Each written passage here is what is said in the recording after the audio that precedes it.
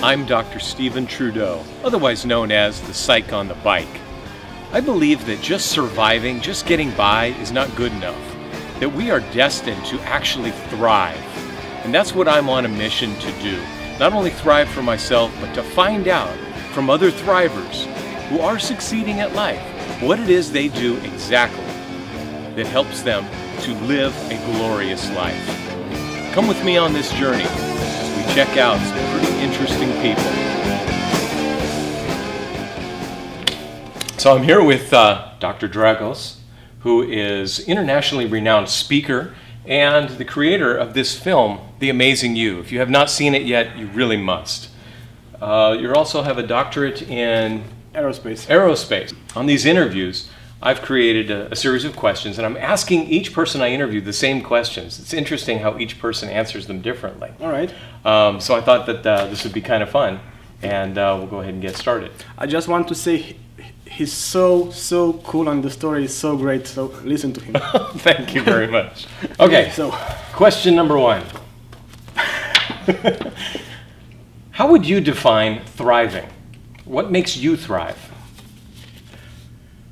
That's an easy one. It's because I think thriving is living both your purpose, what you feel like you're honestly here to do, and also knowing the way of transforming that into reality. So I say always that success, if you have success in your life but you're not fulfilled with what you do, that's a tragic failure. And think about it, thriving means you discovering the truth of who you really are on the inside, you know, what you value, what your passions are, what your dreams are, and then also actually finding ways to live them. How do you know that you are thriving? What's the evidence for thriving in your life? Well, after I left the corporations, I left a big job in New Zealand, and I put all my resources into making The Amazing You movie. I jumped from having money and being so empty on the inside to being broke but fulfilled. Because I put everything into this film. So after a while, people began to answer, you know, this film changed my life. In 4 months after I put it out there, it became available in 14 languages just by people who wanted to share in their own country. It was in top 10 films that can change the world. It got in LA the Global Award for Education and Social Change. So I began to see, because I deeply wanted to share this information with others, I began to be rewarded by the world for what I deeply wanted to share. Exactly. So exactly. Even though I have challenges, sometimes it's painful and it's hard, that honesty allows me to take the hits and continue the process. Absolutely. What would you say is the biggest physical or mental challenge you've had to overcome in order to thrive?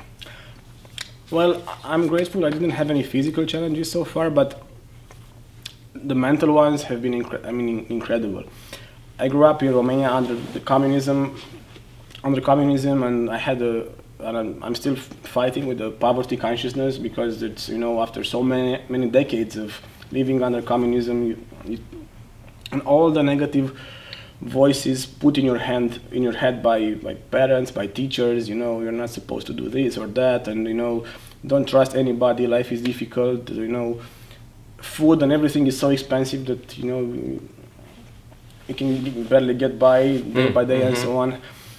And then when I grew up, I wanted to study music, so I was put in a context in which, it is funny how the universe works. Sometimes it puts you in a context in which what you most value, what your hobbies, your passions, are being criticized dramatically by others. So all my colleagues made fun of me, you know, saying, you know, making fun of me and laughing at me because I was studying guitar to become a musician, and that was against their judgment, you know.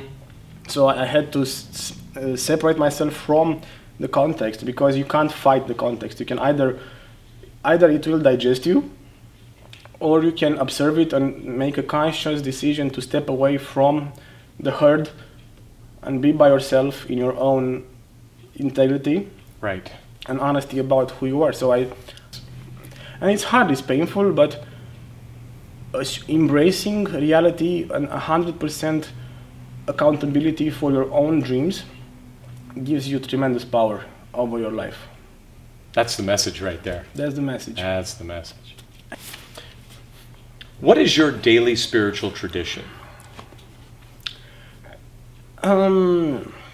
Nowadays, when I was a few years ago, when I was still in my PhD program, I used to spend every day at least 2 hours. After I left work, I was going in a park. I had my solitary tree there, and I would stay for 2 hours just closing my eyes, doing nothing. I was just sitting there, enjoying the sun rays on my face and just doing nothing. So I kept reading spiritual texts. I kept, doing my prayers and my meditations. And the funny thing is, after you do it so many days in a row, it becomes part of your life. So now I don't really have like a spiritual practice anymore, but I try my best to do every single step to become a prayer in this world. Nice. So, and I think the best spiritual practice you can do in this life is to fully and honestly be authentic in whatever you do. What's the best book you've ever read on personal growth and development? Oh, I've read hundreds of books. I figure it's going to be hard to choose from amongst your library. No, I think probably I would definitely read again, and I'm enjoying Greg Braden's book, The Secrets of the Lost Mode of Prayer. The Secrets of the Lost Mode of Prayer. Exactly, because it explains, it's called Bridging, I don't know the full title, but it says Bridging Imagination, Hurt, Reality, and something else. But it's how you transform the hurt and the pain into wisdom and then into something that you actually love in this lifetime. Wow. And it's a really small book, but it's really powerful. I'm going to definitely get that one and add it to my library. Yeah. Who is the most important person that keeps you thriving? I have learned that the context and the people you surround yourself with can be your greatest assets, but also can be your greatest dangers. So now I'm lucky because I have a partner who's really supporting what we're doing, and we are doing everything together. Anka here. Which historical figure do you find most inspiring? Wow, that's many of them. I enjoy a lot to, I know there's, by studying that, we tend to see Mahatma Gandhi and, Martin Luther King and all these figures, and they are great examples of what humans can do in this world. But there's so many others, like look at the rock stars, rock stars of today and the 80s and the 70s and so on. They had to, even though you see the end result, you see the fame and the fortune and the women and all the fun they have, the journey there has been incredibly tough. What personal creed do you live by? I think life is really simple. There's two things. It's either nothing happens here on earth. Everything that happens, we do it to one another. So in every interaction, we have a choice of improving a bit the life of the other or making it more difficult. There's no other choice. Right. So while I'm in trying to keep the full honesty with myself about what I think about this situation, I always try to make a bit of improvement in the life of the other. So I mean, it doesn't mean give something, but at least not do any harm.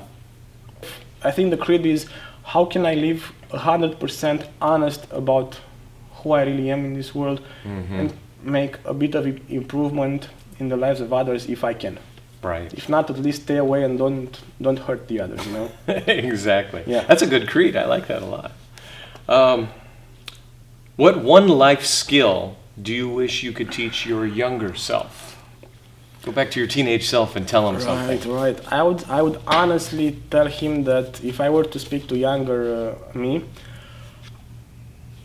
I would just tell him that even though in those moments it's really hard, and it was really hard, yeah, you'll be just fine. So I would say develop more personal power.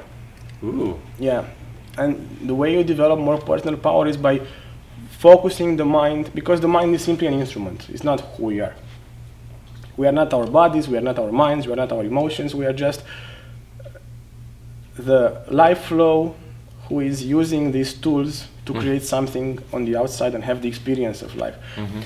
And you get more power by putting the mind in the service of your heart, in the service of the honest truth of who you really are. You get more power by putting your mind in the service of your heart. Yeah, because you can use the mind. The mind is like a focusing like a lens. Like a lens. Okay. So you can put the mind on something on the outside, or you can put the mind on the inside. So the more you put it on here, and make every step and every decision from this point, the more your power grows. So when life hits you, if you don't have the power, you'll probably not do very well. Right. But if you do have the power, and actually it's fun to do it. Yeah, you know? Sure. You're not just rambling around with your mind, you're putting it here.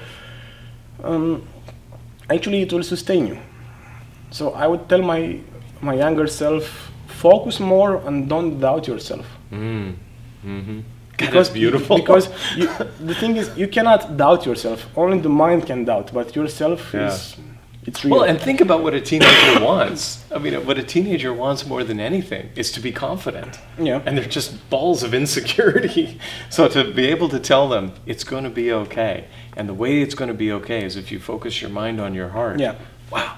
I mean, that's beautiful. Is there a self-soothing skill or strategy that you rely on for yourself when things get tough?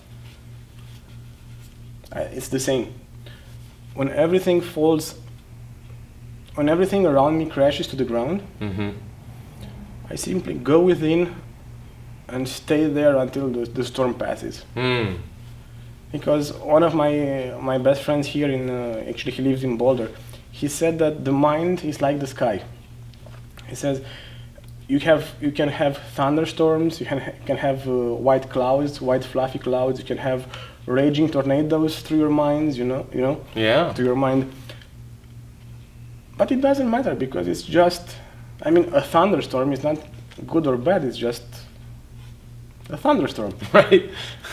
Obviously, it's much more fun to be quiet and calm, but sometimes actually the thunderstorm can be useful. Sure. So what is the most important concept that would give your life meaning? I was always wondering, why did I make the choice of spending all I had on making this film? Why I embarked on this journey? On the level of sharing with others, is because what I mostly value in this world is transforming dreams and ideas that we love into reality. And because I don't want to see young people again with broken hearts because their dreams, only seem to be out of reach. That's on the level of sharing. On a more profound level, I want to understand how the universe really works. And I don't mean by laws and all this. I just want to know the truth of what's out here. How dare you? Yeah. So I don't think anybody honestly knows. Right.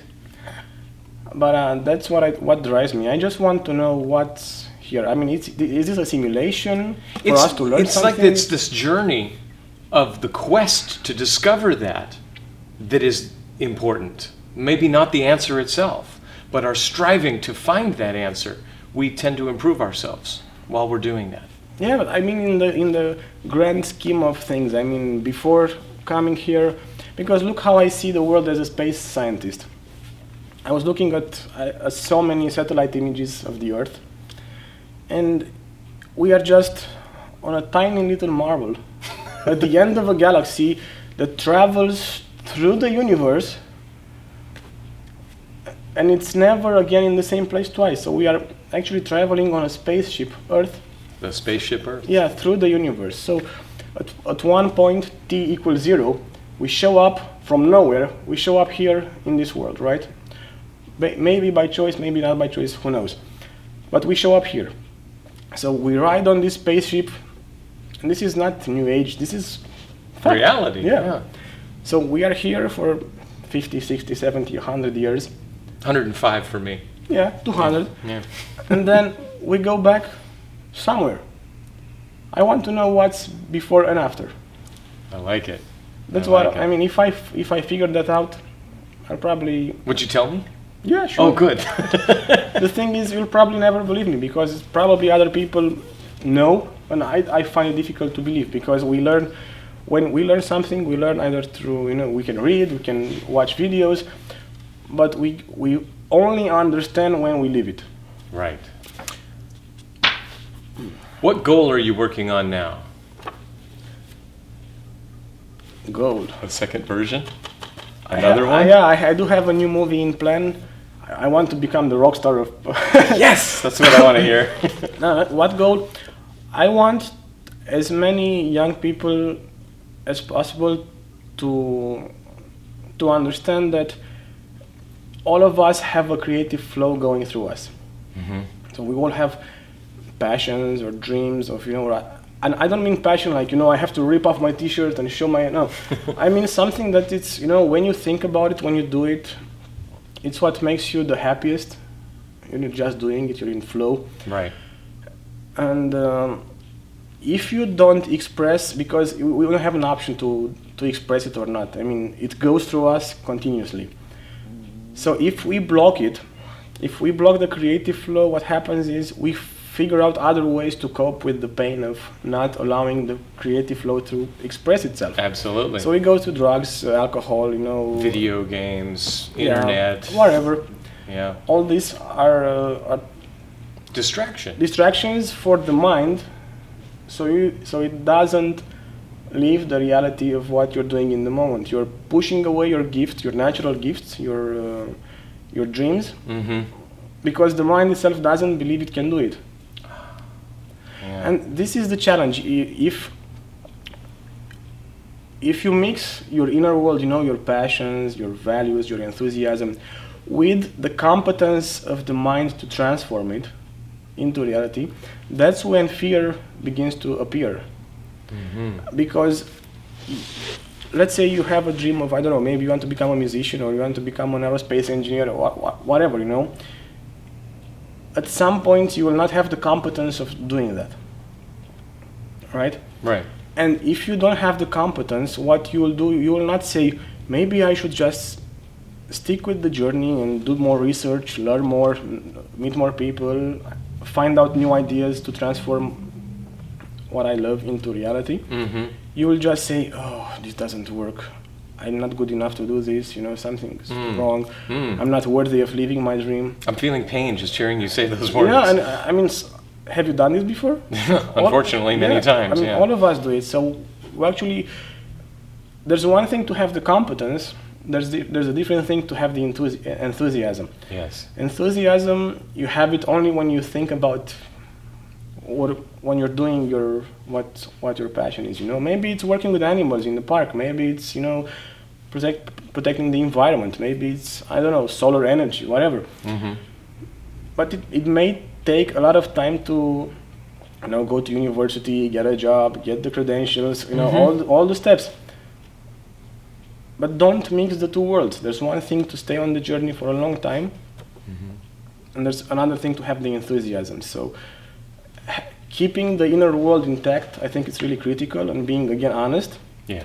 And then stay on the journey, no matter how painful in moments it will be, to keep on going. Right, right. If you could sum up one piece that you want the whole world to know that seems incredibly easy to understand, but they don't seem to understand it, what would that be? Oh, that's easy. I spent, in my aerospace work, I spent 1 year investigating disasters, aircraft disasters, shuttles exploding, and just reading a lot and seeing, what leads to a failure. And usually, in any kind of failure, there is a sequence of at least 7 steps that leads you to a failure. It's never one thing, like in the movies, blows up. No, it's a long chain of events that leads to a failure. Okay. And also, it's a similar way. It's a similar chain of events that can lead to a successful life or the courage to thrive. Right. And I was curious to apply this model, the effect cause chain on my own life to see, what actually drives us.